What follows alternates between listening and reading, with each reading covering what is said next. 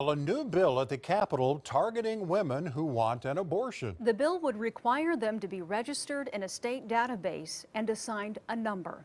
News 4's Brent Skarkey joins us with more. Brent. Well, last session, Oklahoma lawmakers passed multiple anti-abortion bills, and it looks like this spring could be similar. A bill just filed by Senate Republicans could add another step to the abortion process in Oklahoma.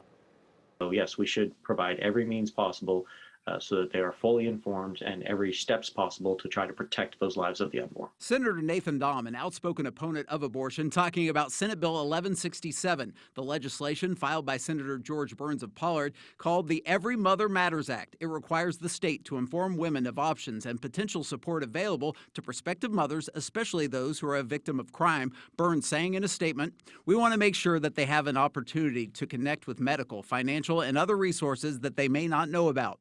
Is once again, we are seeing legislators who have no idea about the many obstacles pregnant people already have to go through to access an abortion in Oklahoma. Tamaya Cox-Teray of the ACLU of Oklahoma is concerned with the bill's language that requires each pregnant woman get a unique identifying number. No woman would be able to receive an abortion until they're assigned one, and the law also mandates abortion providers must store the woman's information for 7 years. Who holds on to this number? Where does that information go to?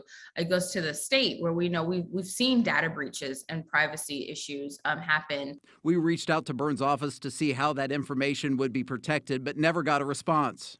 The Trust Women Reproductive Health Clinic in South OKC issued News 4 a statement saying, in part, rather than introducing dangerous legislation that would negatively impact the health and well-being of constituents, lawmakers have other options. Politicians should focus on many programs that would positively impact the lives of Oklahomans. Some are calling the new law burdensome and unnecessary. And we are not requiring this of any other medical procedure where we are having a third party that's unrelated, has no relationship with the patient, to now ask very invasive questions.